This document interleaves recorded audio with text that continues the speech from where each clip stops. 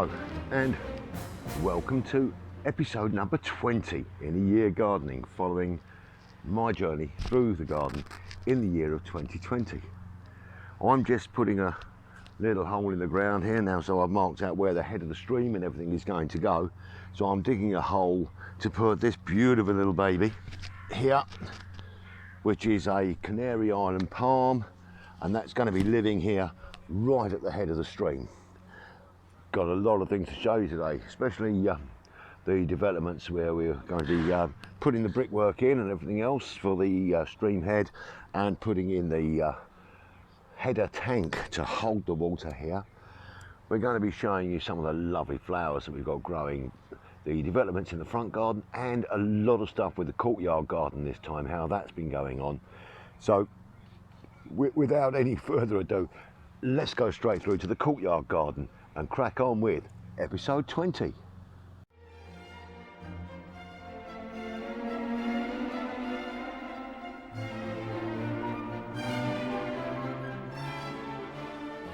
Well, welcome back to the courtyard garden, which is really taking a nice shape now. So we've got the slabs laid out in position. They're not fixed yet, but they're all in position. And the plants are growing quite nicely. Sunflowers coming on well. Strawberries are putting out runners. We've had some problems though, and this is from caterpillars. So one of these lovely pots that I planted up here, perfect one day, next day completely stripped and covered in little green and yellow hairy caterpillars. So it's not all joy when you're doing your gardening, but we've got a lot of plants growing here. So we've got two different varieties of tomatoes, we've got courgettes, we've got cucumbers, we've got our strawberries, and they're just about coming to an end now. We've got broad beans, we've got climbing beans, we've got peas, and we've also got quite an array of flowers. So at the moment I've got 1, 2, 3, 4 hanging baskets. There will be another 2. There's one going to go into the corner behind me, another one here, so we're going to have 6 hanging baskets hanging around the area. And as the seasons change, we will change what we have in the baskets. Obviously we will have to change the compost, but we won't waste that compost. That'll go down into the vegetable garden and we'll use that there. Now over the next couple of days, I'm finally going to be able to get the adhesive down underneath the artificial grass. That has been picking up a little bit in the wind, so we've got that held down slightly, but I'm very pleased. We've got a couple of little planting pockets in the slabs. It's nice and smooth and level, great for when Julie comes and putting the washing out, and a very comfortable place to sit in the sunshine. One thing I am going to do, I've got the water butt. If you remember, we put that in well, way back earlier this year, and I've decided I'm going to get a second water butt, and I'm going to mount it where I've got a pot of tomatoes at the moment, but I'm going to mount it next to the existing water butt, stick an overflow pipe through into the next one, so if one water butt fills up, we're not going to waste water. It will feed into the second water butt. So we're near completion. What I am going to do along the wall facing me now, which is the house wall, I'm going to put a little picket fence against the wall just to give it that sort of country feel. So from the courtyard garden, let's go down into the back garden just to do a little bit of maintenance. Well, here I am with my Canary Island palm, and I've made a decent hole here in the ground. I've made it deeper than I need to go, and I've made it a square hole. And that is to give the roots a chance to work out rather than go round and round in a pot, and also to allow me to put some nutrients into the hole. So I'm just going to start off by piling a little bit of multi-purpose compost into the bottom there. Then I've got some rose and shrub fertiliser, just a small handful to sprinkle into the bottom of the hole. let's just see what I like for height. So I just need to build it up just a little bit more, and I don't mind how much I have to build it up. This is giving those roots a good chance to establish themselves and a better chance for the tree to grow nicely. That's wonderful. I'm happy with that. Now let's just tap this out of the pot, and then hopefully there it comes. Now you can see we've got a reasonable amount of root on here, but it is going round, so I'm just going to loosen a couple of pieces of that out of the pot here, which is lovely. Just encourage it to spread out. Now this is going to form a really crucial part of the head of the stream. Now I have got 2 of these, and these have come from an online garden centre called U Garden, and very, very pleasingly there was an offer that was running. I mean, I only found out about the garden centre via the offer, which was in the Daily Mirror the other Saturday, and they were doing 2 of these plants for just £14.99, and I'm sure you agree with me, they're a very healthy looking plant and will be a great addition to the garden. So we'll get that worked in nicely there, and I'm going to fill the entire void that I've dug with this compost, and then the plant can then work itself through into the horrible clayey stuff that's around it. This will give it a really good chance to establish itself in the ground. Now I'm going to, as I always do when planting a tree, keep the centre lower than the surrounding ground, and this is just about it. So I'm going to keep that there. Now, because when we get the rainfall and we've got a slope on the garden, I don't want that water to disappear. I want some of the water to trap in here and stay with the tree. Now I'm going to give this a really, really, really good water now, get it soaked in and make sure it's really, really happy. One down, another one to go.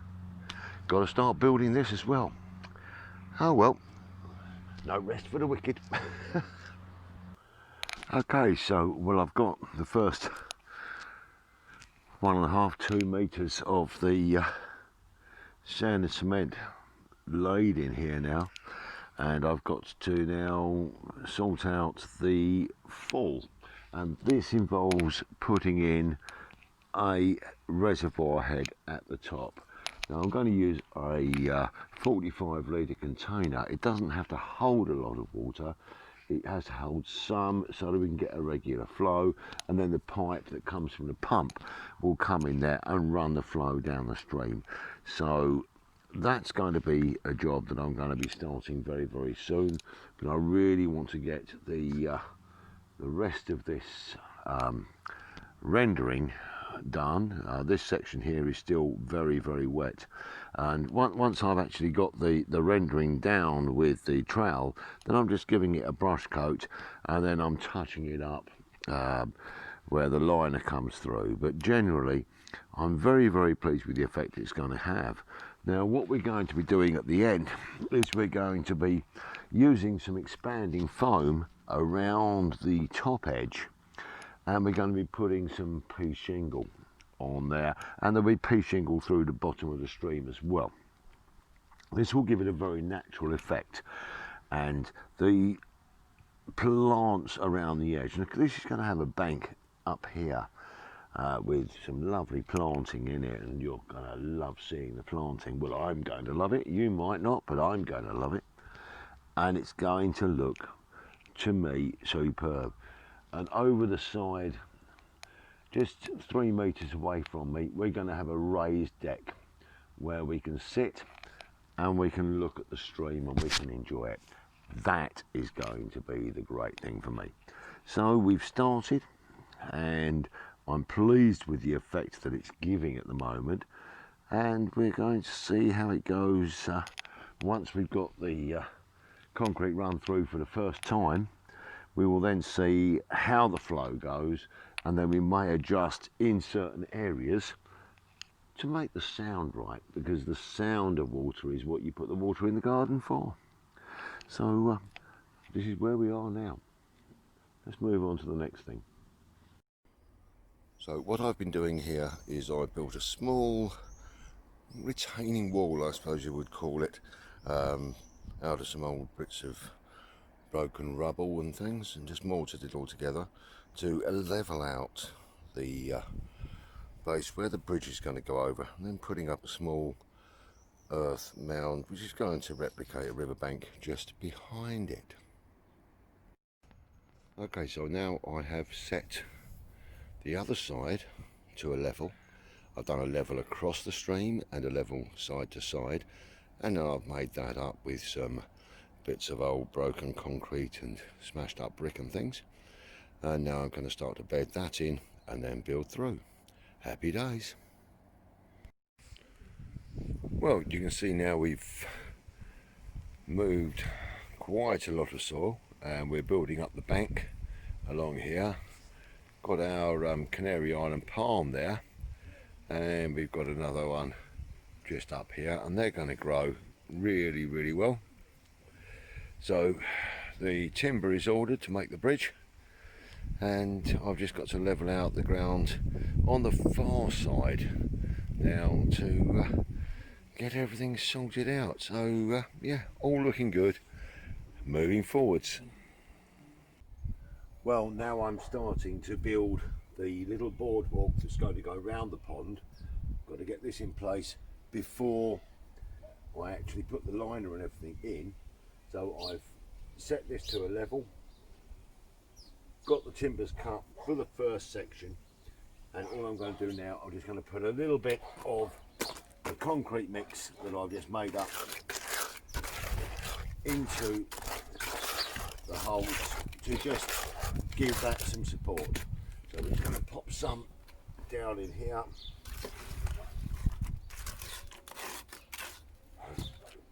Make sure that's round all of the sides of this leg. Get that a good support down there. And then I'm going to do the same on this one over this side. And this is going to give me the first bit of support.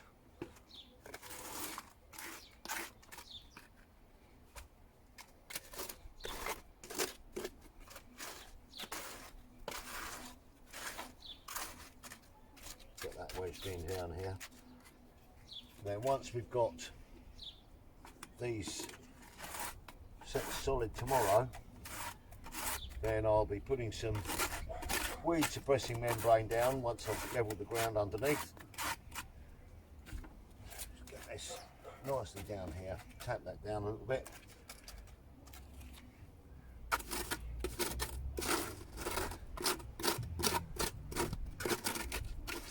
It's not going to be used very much, it's just to give me access to the cold frame area, and also if I've got to do any work with the pump or the cleaning of the pond, I've got a solid place to work from.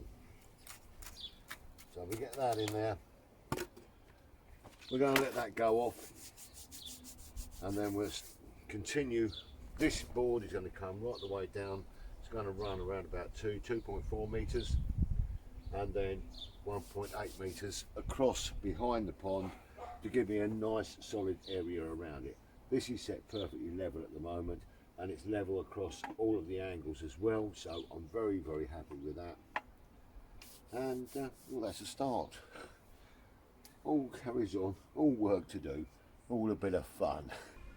Well, I've just been spending some time deadheading some of the plants, and a lot of these cranes bills are on there now, so we're just clearing these up, tidying, and I'm giving them quite a haircut at the moment, taking all of this off. It'll give us another season of flowering in a couple of weeks' time, and I so look forward to that, so that when we're ready to take the watercourse down the stream here, it's going to look absolutely beautiful. So we clear that up. I've got a couple of bits to do behind here, but generally the garden is now almost there. We've got to still build the decking area for our extra seating, and this is looking lovely. I have made a decision though about the front garden, and that is that I'm going to be planting a lot more of these beautiful roses in there next year.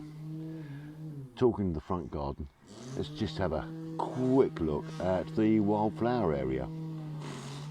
Well, I thought we'd come into the front garden and have a quick look at the wildflowers. Now, a lot of them have gone over from their very, very best, but I'm looking to leave these to go to seed, so they will self-seed for next year.